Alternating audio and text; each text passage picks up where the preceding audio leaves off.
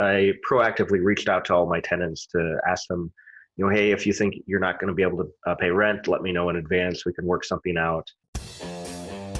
Hello and welcome to Pillars of Wealth Creation, where we talk about creating financial success with a special focus on business and real estate. I'm your host, Todd Dexheimer. Now, let's get to it. Hello and welcome back to Pillars of Wealth Creation. I'm your host, Todd Dexheimer. With me, as always, on these Hump Day Hustles is Matt Jones. Matt, how are you doing today? I'm doing decent. I have a mild cold, so hopefully it's not coronavirus, but we'll see, I suppose. That's all right. That's all right. I'm sure you're just fine. Quarantine yourself. Yeah, I am. Yep. Stay away from me. And we're all good. Life will go on. So, yep. And that's kind of what I wanted to talk about today, a little bit about that. It's interesting times. I have a deal that some good things. We've got a very long period before closing, so that's good. But we've got this deal under contract, and obviously times have changed overnight. Basically, I mean, it's like March 1st, life was good. Rainbows were out, sun was out, and all of a sudden, just a week later, it was just like everything's shutting down. NHL, NBA, MLS, NCAA tournament, and then all of a sudden, schools and businesses and restaurants, and so things changed very quickly here. And so it's a different time. It's unprecedented, and it's hard to navigate a little bit. And so I wanted to talk a little bit about that, some thoughts that I have about navigating through these difficult times, and how can we also be humanitarians, right? How can we also help out, make sure our tenants are being taken care of, yet at the same time take care of our family and ourselves. We don't want to have our properties go into foreclosure, obviously, but at the same time, we also need to be human beings and be kind and good to everybody, because we're all dealing with this ourselves. And this is reality. And it doesn't really matter whether you believe the steps we're taking are appropriate, or whether you think it's crazy what we're doing. What you think, if you think it's like this stupidest thing ever, it doesn't matter. We're all in this right now together. And so put your feelings aside of how you feel the reaction is, and deal with the reality of where we are at with the whole situation. So anyways, with this property here that I've got, it's an office building, and the good thing is the type of tenants that are in that building shouldn't be as affected by this as other tenants, right, in the service type industry especially. So that's definitely a good thing. So we'll kind of see, but we'll be able to, I think, have a good understanding of what's going on here in June, July, before we have to actually execute on the acquisition. I'm hoping that we can still purchase it and without having to try to, refinagle pricing or extend closing dates or anything like that. Okay.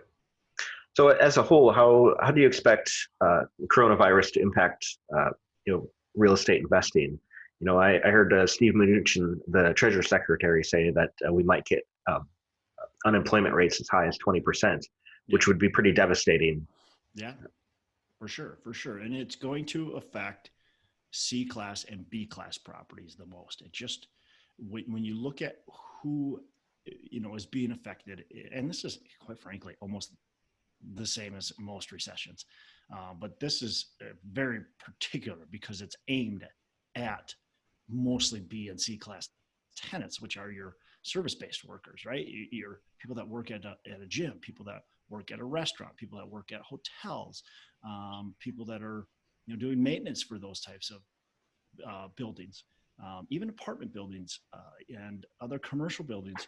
Owners are cutting back on those expenses. So the maintenance person that was working 40 to 45 hours a week is now maybe only working 20, 25, maybe 30, but they're cutting their hours back. And so that hurts the bottom line on these people. And a lot of people in our country just don't have savings, period. I mean, they don't have more than a couple $100 in the account.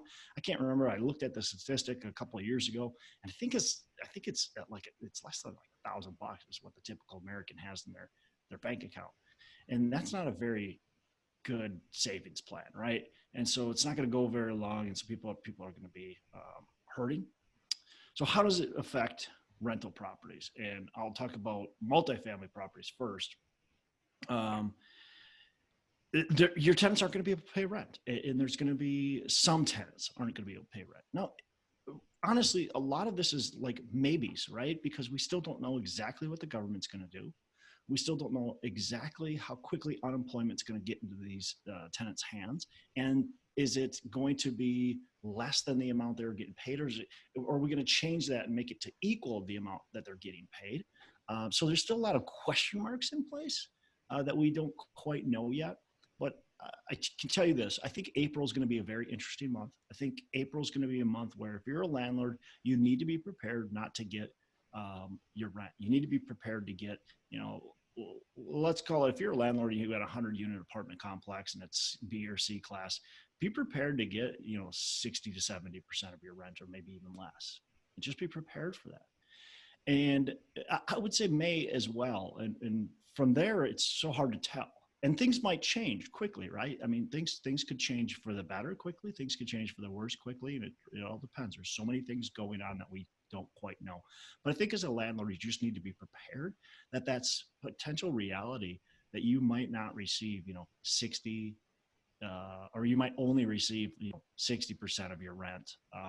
And okay, so if we know that, how can we prepare for that without panicking? And that's the important part. We can't be panicking through this situation. Yeah. So if you're worried that some of your tenants won't be able to pay rent, what I did, I proactively reached out to all my tenants to ask them, hey, if you think you're not going to be able to pay rent, let me know in advance. We can work something out. And most of my tenants said that they were going to be okay, but the tenants who said that they weren't, I gave them some resources for how to apply for unemployment insurance, how the local food shelves and such, so they don't go hungry. And then that way they have some resources to be able to at least cover themselves and then still be able to pay rent. Yeah, and it's super important, right? Your tenants you might go, oh, it's so easy. They should know how to get this unemployment. They should know how to get, food and all this other help. It's not that important. It's not that easy, right? A lot of these tenants are panicking. Like it's in their opinion, it's like mass chaos, and they don't know what to do, and they're panicking, and they're still like at night crying. Like seriously, I mean, it's serious. And so a lot of these people don't know what to do. And if you lay it out for them very easily and say, hey, you know what, we're going to work with you. We're not going to kick you out of your house. We want to work with you. We want to make sure we take care of you during this difficult time. And yeah, is your rent still due? Yeah, your rent is still due, but we're going to be good to you. We're not going to kick you out of your house. And we want to make sure that you understand that. I think that's important. And how we pose that solution to them, like you said, showing them that here's how you get the unemployment. Here's how you get food from the food shelf. Here's some other resources that you can go to and to apply for extra help.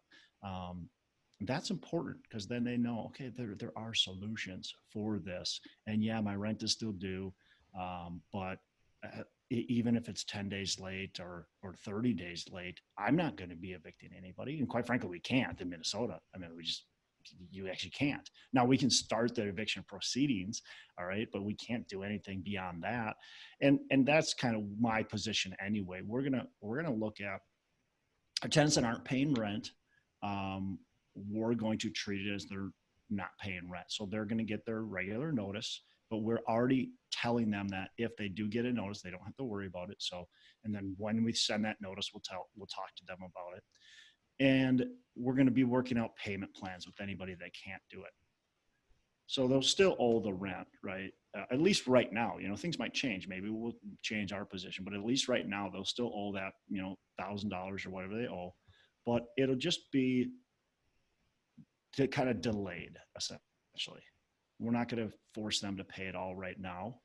And so if they can make some payments towards it, great. That's kind of how we're positioning ourselves. Like we want to make sure we're taking care of our tenants. We don't want people starving. We don't want people freaking out and panicking. We want to make sure our tenants know that, that, quite frankly, I mean, this is even less of their own fault, right? Because this is like they were just mandated; they had to stop working today, Mm-hmm. right? And so it's kind of crazy. The government forced them to be unemployed and to be, potentially in a very bad position. Yep, exactly. And I like your thoughts about payment plan. I mean, because we as landlords, we still have to pay our expenses, Right now. mortgage, insurance, taxes, maintenance, Yep. I mean, some of that might be potentially put on hold by the government, but I mean, we'll still have maintenance and such Yep. that we have Yep. to cover. But to find out, so find solutions as a case by case basis to work with the tenants so that they can stay in their home and they can continue to be good tenants, and you're able to afford the property still. Yeah, I think one of the biggest things that you can do to help your tenants out is just providing some calm, providing some communication and clarity to them, and then giving them solutions so that they know that these are the steps that they can take. Like, this is where they can go, like you said, showing them how to get the unemployment insurance, showing them, how to apply for any other programs out there, food shelf, and so on. So this is our job, in my opinion, as landlords, is to do that. I know some of you out there as landlords are in a different position. Everybody's in different positions. This is important to understand, and hopefully this is a lesson that maybe doesn't affect people in a negative way, but at least makes them think that, man, I need to start really thinking about my reserve funds that I have for my properties. And do I really truly have enough? Because this could go on for a long time. I mean, I read an article, I think it was yesterday, that said they expect this to be a 12 to 18 month thing, basically. And so if this goes on for 12 to 18 months, are you prepared for this to be going on for 12 to 18 months?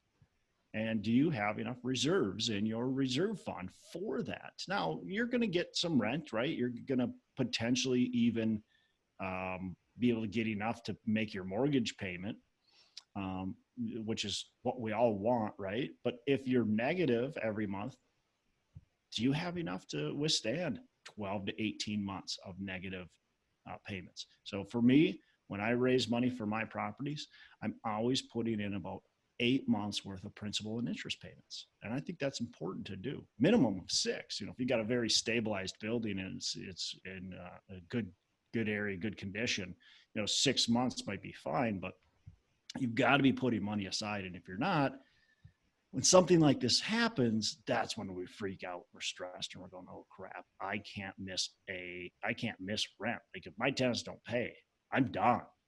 I don't know what I'm going to do. That's a bad position to be in. Yeah. And you mentioned that you were more thinking that B and C class apartments were going to be impacted. Is the reason for the A class not being so impacted because they have more savings and can work from home, perhaps? First of all, they have more savings, so that's yeah. I don't even know that they even have that much more savings. I think the biggest thing is they're going to cut their expense. Like, for one, that they not even they're going forced to. They can't go out to eat. They can't go to Starbucks. They can't spend their money on stuff like that. So that's just how it is.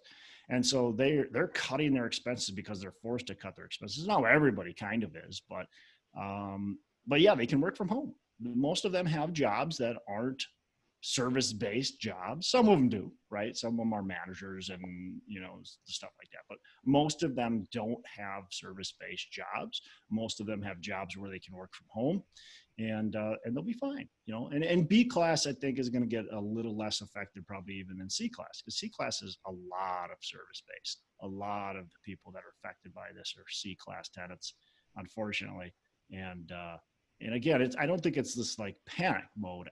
They're going to get unemployment, and I think the government is trying to put things in place, and hopefully they can act fast with not fighting among Democrats and Republicans too much, which that might that might be another laughing matter. They seem to always fight. Doesn't matter who, Yeah. who's right or wrong. They're just going to fight with each other just because that's what they're supposed to do, apparently. But either way, I think I don't think it's as I don't think it's panic mode. I think it's just reality mode. And you mentioned expenses. Still do have our expenses, and especially like our maintenance expense and our on-site staff expense, but those are things that you've got to be aware of. Right now, we're putting in action plans to take care of necessary items and then to leave items that maybe aren't quite so necessary, Like the capital improvements. Well, capital improvements we're cutting off, like unless we're mostly through it. We've got a couple of units that we're mostly through. We're going to continue those because we need those units available just in case we do get occupancy. And so we don't want to stop those, but we're not starting any new units. We've got a couple properties where we've got some units available to be renovated. We're not touching those right now. Available for our properties. Showings have basically shut off. And so we're not doing capital improvements right now on our units. Now, the only thing we'll do is obviously if somebody's, furnace goes out, we're going to replace the furnace, right? If they've got a leaking faucet, we're going to do that because quite frankly, it's going to save us money in the end. But if there's other little stuff that doesn't really affect the bottom line, the walls are a little too dinged up more than what we'd like, we're not going to paint them right now. We're going to kind of let that be, and unless it gets terrible, right? We're still not going to let our properties get into disrepair. I'm not suggesting anybody do that. I don't suggest you make your property into a slummy place, but you do have to watch. Do we really need to do that, right? Or can we hold off on that? I think that's important. I think also for your staff, if they're working extra hours, you want to probably cut those back. You may even consider cutting them back a little bit. Obviously that's going to affect them. So you need to have that conversation with your employees, but you might consider cutting some of your maintenance and leasing staff back a little bit, especially if they can handle that. And it makes sense for your property. And how do you think the coronavirus is going to impact the single family house market? Well, I think it's going to slow it down. So I think it's actually opportunity for people that want to buy, right? I think you could see some foreclosures. However, there's measures being talked about where that's not going to be happening. So foreclosures kind of go to the wayside for a while. You might not see that. Now there might be a backlog. If you can't pay your mortgage today, can't pay it tomorrow, can't pay it for 3 months, 4 months, 5 months. And then they say, okay, now things are back to normal. Now banks, you can foreclose. Well, you might be one of those people that gets foreclosed on. If you can't make those 5-6 months worth of payments, you might be getting foreclosed on. So I think if we see anything in the single families, it's probably going to be a lag behind. And quite frankly, even the apartments, I think there's going to be quite a bit of lag. And here's the thing. When we look at real estate, it's always a lag behind, but this might be even longer of a lag because, nobody's going to be foreclosing right now. Courts don't want to take those anyway. So it's going to be kind of after the dust settles that you're going to start to see those pop up. I think if they do, it's going to be after the dust settles. But overall, I would say the housing market is just going to have this kind of slowdown and probably get back up to normal fairly quickly after the virus all clears out. And again, a lot of it still is dependent on what happens, what the government does, and then how long this is going for. If this is only another month, it's probably not going to do that much negative effect on everything. If this is 6 to 9 to 12 months, it could have a lot of impact. Yeah, makes sense. So the main thing is just to stay calm and shore up your resources. Yeah, and you know what? If you're posting on Facebook why you invest in real estate versus the stock market, just stop. Because look, The stock market's getting pummeled right now. We all see it, right? But remember, real estate's not immune to recessions. I don't know if anybody was alive that listens to this back in 2008. Pretty sure everybody was. I think real estate got walloped pretty dang hard. And guess what? It can still get walloped really hard during this. So stop telling everybody that you invest in real estate and look at the stock market and why it's so bad, and assume that everything's going to be hunky-dory in real estate. Okay. I don't think you should be posting that stuff. It drives me crazy when I see it. I had to make that comment because I see it too often. Like, come on. Yeah, you have to have a heart, because these companies that are getting hurt, they're going to have to do a lot of layoffs, and those people getting laid off are your tenants. Yeah, they're your tenants. And guess what that's going to do to you? That's going to affect your bottom line, which is going to affect how the real estate industry performs as a whole. So don't be so quick to assume that your investment is that much better than somebody else's. Yep. Yeah. All right. I think that's kind of all I wanted to say about it. If you have something more to say, definitely. But I think we just have to realize this is reality, and for right now, and we have to accept it. We have to embrace it, and we have to look at ways to get creative and really help everybody out through this time. I am excited for the potential opportunity that this could provide, but I don't want to at the same time see anybody get hurt as well. So you want to try to, in my opinion, help everybody out as much as we can. We're all in this together. We got to get through it. And it doesn't matter if you think this is the right decision, the wrong decision, it doesn't really matter. We're all in this together right now. And this is ultimately the decision that our leaders and our medical professionals have guided us to take. Well said, Todd. Awesome. Well, that's it, Matt. I don't have anything else. You have a fantastic rest of the day. Stay safe, stay healthy. Make every day Saturday, man. Thanks. You too. Hey, thanks so much for listening. I appreciate you being a loyal listener. I would love to have you go on to our Facebook page and subscribe, give us a thumbs up, go on to iTunes or wherever you listen and give us a rating and review. Don't forget to subscribe. Your rating and review just helps us push this out to more and more people and continue to grow our audience and hopefully positively affect a ton of people out there that really need this and want this. So the other thing I've got for you is a free ebook on my website. So go on to venturedproperties.com, and download our free ebook on real estate and on syndication. And I've got some data points in there, some really good stuff for you. So I'd love to have you take a look at that. It's free. I'm not expecting anything from it.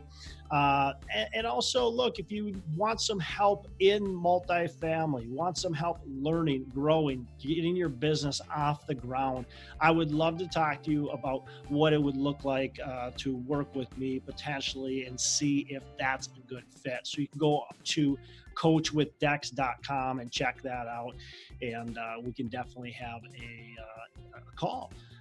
Thanks a lot for listening. You make it a fantastic rest of the day. I'll catch you on the next episode.